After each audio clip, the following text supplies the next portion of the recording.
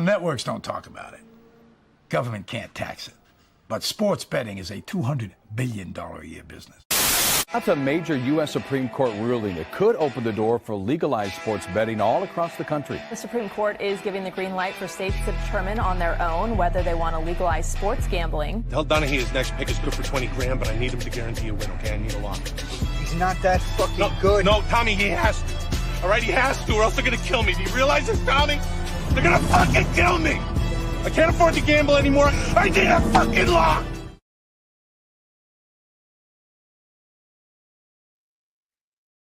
All right, welcome in. I'm just trying to make sure this is all working. Let's see. All right, well, some of it's working. I don't think anybody can see me. This is odd. Let's see here.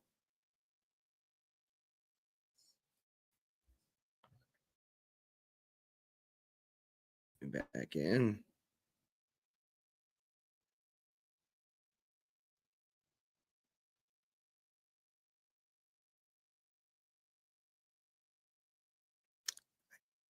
I'm not sure what's going on. Well, looks like it might just be an audio thing today. Anyways, welcome in. I know there's a few of you that popped by. Good Friday morning to you. It is day 2 of the NCAA tournament. For whatever reason, maybe it's the Wi-Fi in the resort. Hard to say. Welcome in. We are getting started. Oh my gosh, my voice is almost gone. A lot of screaming, shouting, domestic beer chugging. It was a hell of a first day.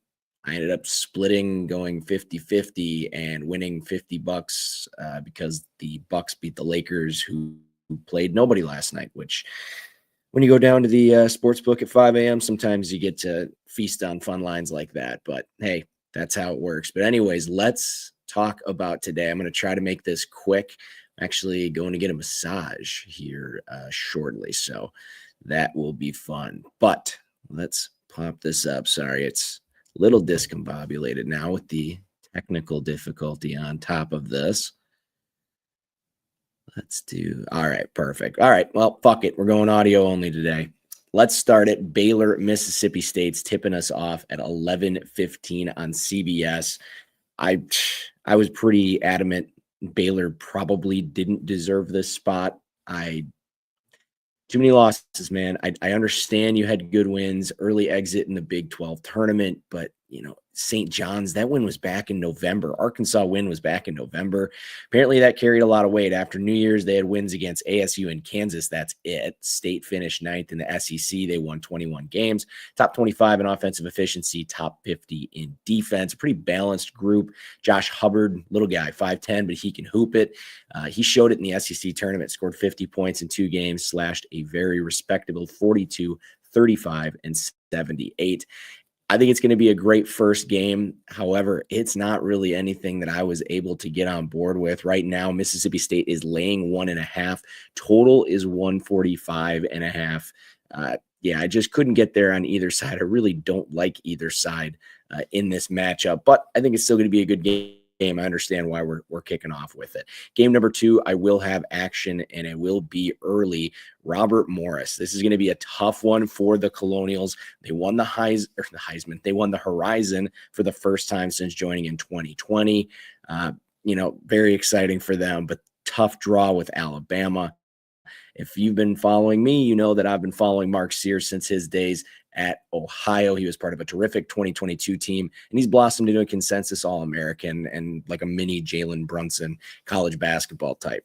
The Tide, they're kind of a goofy one. They're not consistent. And for that reason, I'm actually going to be taking Robert Morris first half in this one. They're catching 12.5. Robert Morris, good old Bob Morris, 13th in the country against the spread in the first half. They've covered in 6 of their last 7. Whoops, lost my notes there. 6 of their last 7. That puts their season total at 24-9. Bama, like I said, goofy down the stretch. I'm not certain they're firing on all cylinders, but they do have a switch, and they can absolutely flip it. Don't get me wrong. but I do like I like Robert Morris there in the first half. It is 12.5. And if you're looking to bet the game currently, it is Alabama laying 22.5. Total in that one, 166.5. A really, really high total for an 11:40 tip, but that's kind of the way that Alabama plays ball. Not super surprised by that line. All right, let's move to the next game. It is one that I don't have action in, the Lipscomb Bison against the Iowa State Cyclones. The Bison come in with a 12-1 record dating back to February 1st. They doubled up an ASUN regular season tournament or regular season championship with a nice tournament run. They actually got a kid from Sheboygan here in Wisconsin, not here actually, who averages 20 and 8. He was the ASUN Player of the Year, Jacob Ognasevich.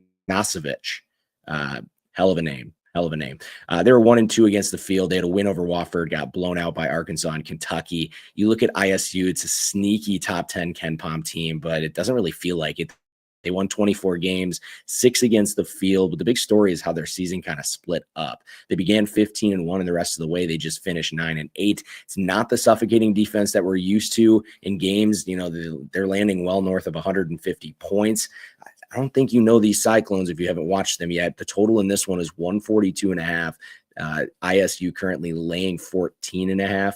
It'll be interesting. I don't have any action on that game, but it is going to be a solid matchup. That is the 12:30 game over on TNT.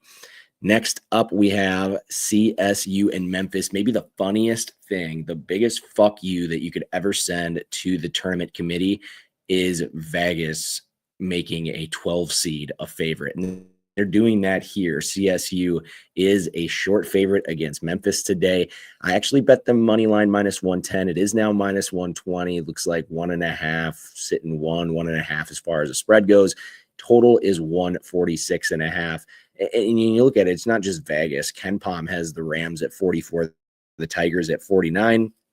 Honestly, that's enough for me to put a half unit down. I don't believe in Penny Hardaway's group this season. It's just not a Memphis team that I'm going to get behind and back.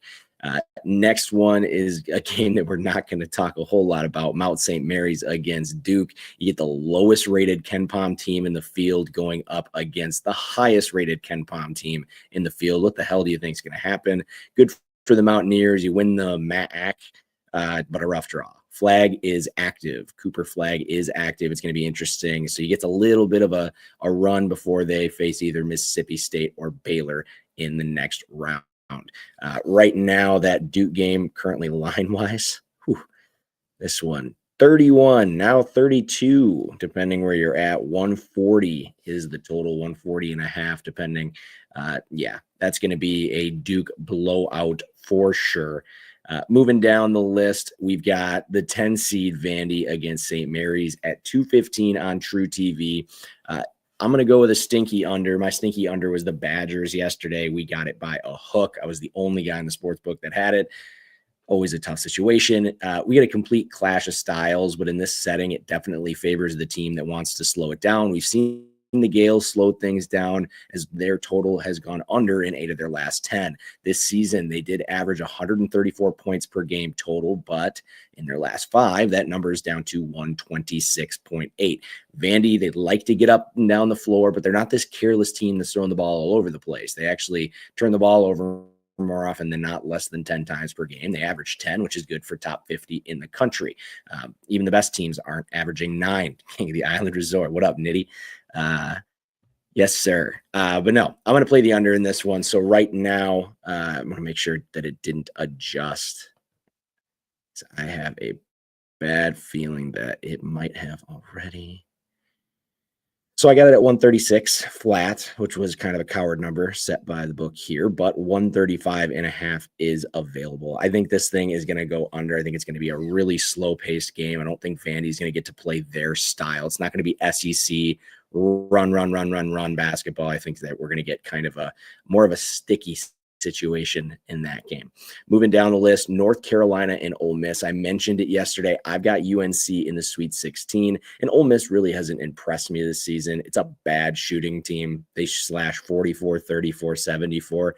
Their defense is okay. I'm just going to go with the hot hand in this one. One of these first 4 teams is going to make it through the first weekend. I think it's going to be UNC. Moving on to Grand Canyon and Maryland, the 4-13 seed. My advocacy for the Crab 5 has been unwavering. However, a great draw, but I don't think they're worried about Grand Canyon. Grand Canyon was a weird team. I believed in Grand Canyon in the years past, but right now, I don't think this Lopes team is quite as good. But I did find an angle. I'm going with the first half over 71.5. Maryland actually 6th in the country in first half scoring, where GCU is not far behind at 29th. They both average around 40, allow around 30 point halves on average. I think we're going to get a little bit more pace out of these teams. I'm going first half over 71.5. Next one is going to be, oh yeah, and I did want to mention, let's talk full game line in that one, because I did look at a full total, but I just couldn't quite get there. 150.5 on the full total. Maryland is laying 10.5 at the moment. All right, Norfolk State and Florida. This is going to get into the game that I have not touched with a 10-foot pole. Florida is laying 28.5. 153.5 is the total. If anything, I would lean over, but I am not going to touch this game. Florida, obviously a wagon, obviously playing great basketball right now, but I just can't get with these numbers. Yesterday, I couldn't put my finger on it. Faded Houston, horrible idea. Should never have done that. But I mean, you look at Florida, win and cover against Tennessee, win and cover against Alabama, win and cover against Missouri, win and cover against Ole Miss, win and cover against Alabama. They just dominate teams. I mean, Florida has been in a really special spot that they haven't been in a long time. And Norfolk's not exactly a good team against the spread either. Although 19-12 on the season, they have failed to cover in 4 of their last 5. So I would be pretty careful with that game. I'm going to stay away. In a game that I'm not going to stay away, though, the next one, Troy and Kentucky. That is a 6:10 tip on CBS. A lot of people talking about Troy possibly being able to compete in this game. I don't really understand that. They are 11.5 point dogs. Total's 151.5. We're going to play the over in this game. Kentucky just plays that kind of basketball, man. It's a very erratic, ugly at times. They just play NBA style hoops. They don't really care about defense, and you can't tell me that they do. Looking at Troy's a team, they get up and down the floor, nothing crazy as far as pace goes, solid shooting bunch, but you look at their season on the totals as far as how they've done recently versus the season. On the season, actually a team that really leaned under in most scenarios, but recently you go over during their conference tournament. I think that is regression on the horizon. Regression. I think that's the right way to look at the way that Troy is moving forward. I'm going over in that ball game. My brain is clicking at just such a low pace right now. Oh, man. All right, let's talk New Mexico and Marquette, because I do have a couple of angles on this one. Kind of a goofy one that I saw. I'm doing a parlay in this game. Cam Johnson 25 or more points, and Marquette outright, which is going to be an interesting, I believe it's plus 268. No, 384. 268 was the other one. Plus 384. Cam Jones, by the way. Cam Jones to score 25 plus, and Marquette to win. I put 0.3 units on that one, but I also have Marquette to win in a money line parlay, which I have not played to this point. But we're going Maryland, Marquette, and then we're going to talk about the third team here in a little bit. So I will leave that be. So Marquette fans, I'm not fading you today. I think Marquette takes care of New Mexico. I think that is a game that, again, people are getting too worked up about. Akron and Arizona, looking at this line, not a game that I bet, a game that has the highest total of the day. It's 167.5. Arizona's laying 14.5. Yeah, if you like points, this is going to be for you all day long. Akron, they love to get up and down the floor. The Zips are zipping this time of year. Arizona, on the other half, they actually play to an over type or over trend this season. When they're favored, however, the total goes over when they're favorites at a 73% clip. Definitely something to take a look at. And when you're looking at Akron, when they are not favored, kind of an interesting fight or flight scenario, same deal, 67%. So interesting. I would lean over, but a number that big is so tough, especially getting down to where we're at. Next, OU and UConn. I am siding with UConn. I talked about UConn yesterday as one of my teams that I am backing going into March. Yes, I also don't really believe in Oklahoma. I think Oklahoma was one of those teams that, yeah, they got in. Did they deserve to get in? You could probably talk to me one way or the other. Obviously, being in the SEC helps. I don't think a mediocre season in the Big 12 for them would have got them into the tournament, but hey, it is what it is. But no, I'm going with Hurley and the boys. I do think UConn does have some gas left in the tank. I don't think they fizzle out. That's just not the kind of team that they've built here over the last few years. You don't just win 2 national championships, dominate your way to both of them to fizzle out in a first round loss. I think they're going to do just fine. They are also a top 10 free throw shooting team, and with a line at 5, love that. Love that. Next one, moving down the list, Xavier, Illinois. This is my third piece of the money line parlay. We have talked about Illinois, how they bounced back from having all this sickness during the season. Had a little bit of a rough Big Ten tournament, not exactly how we expected them to perform, but I still think Brad Underwood's group is going to come out and beat Xavier today. Now, Xavier, obviously, very, very emotional first game against Texas, high scoring game. I think this is another game where you just see points. And I actually have the over in this one as well. It is 161, and it's kind of a goofy one. You can find it. I'm looking at FanDuel Michigan, 159.5 minus 115. I got minus 105 at 161 flat. Again, cowardly number coming from the book. But yeah, I think we're going to see teams that get up and down the floor today. You look at Illinois. Illinois had a game against Iowa in the Big Ten tournament, 106-94 in regulation. Purdue was 88-80. Michigan 93-73. It's definitely a number that is achievable. We saw Xavier and Texas play to 164. Marquette and Xavier played into the 170s. It's definitely a number that trends in the right direction. Obviously, it is a tall task, but again, both teams have gone 7-3 in their last 10 to the over. I like points. Let's roll on. And we're going to talk about how much we're betting on all these here at the very end. We'll wrap it all together. Bryant and Michigan State. We've got 2 games to go. This is the 9 o'clock tip. Pull up the line in this one because I did not bet this. It is Michigan State laying 17.5, total 152. I like Sparty. Sparty is one of my teams that I've got making it all the way actually to I believe I've got them in the Elite 8 or the Final 4. I don't recall, but I think they are going to roll.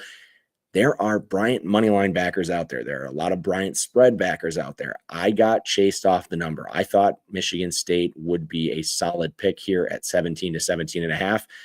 And I'll be completely honest, I got chased off the number. But Sparty, 22-10-1 against the number this season, 8-2 in their last 10, 17-9 when favored. Also worth noting, Bryant, they were favored in all but 6 games this year. And as the underdog, 1-5 against the spread. Definitely something to keep an eye on. And I think the other thing you got to look at is playing the under is definitely a possibility. These are under teams all day long. Michigan State, they've gone under in 68% of their games this season, 8 of their last 10. Bryant in 7 of their last 10. They're about 50-50. So I would lean Michigan State and the under in that game. But again, not going to bet it. So moving down to the last game of the day, and it's a game I haven't gotten to dive into as much because I don't know what my number is. I actually might be able to get it live with you. That's the only thing. So we're at the sports book. They don't offer team totals and they don't offer first half totals, just in general. Kind of hard to wrap your head around. All right, perfect. So let's figure out. We've got Liberty and Oregon. I do have a bet for this one. It is, I got to get all the way where we at. There it is. 65.5. The Liberty team total at -115. I'm putting 0.6 units down on that one. I just think they're going to be able to score tonight. I don't think the Ducks are this crazy defensive-minded team. I think both sides are going to be able to score, actually. I looked at the actual over, thought about it a little bit. I don't want to get in a situation where Oregon just muscles their way through this one and just kind of babies them, because there is definitely a size disadvantage when it comes to Liberty, but Liberty's in a really, really good situation as far as, winning games and covering games. They've been great.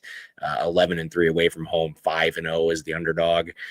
Right now, this game is sitting at Oregon laying 7 total. Again, 139.5. I am not going to get there on a spread or total for the game, but again, I am playing Liberty. 0.6 units at 65.5 team total. All right, so let's wrap this up. I got to get out of here and grab some grub before I get rubbed. That was fucking weird. All right. Running through the bets for the day. Robert Morris plus 12.5 first half to get us started. That is a half unit play. CSU, Colorado State against Memphis. I got CSU money line -110.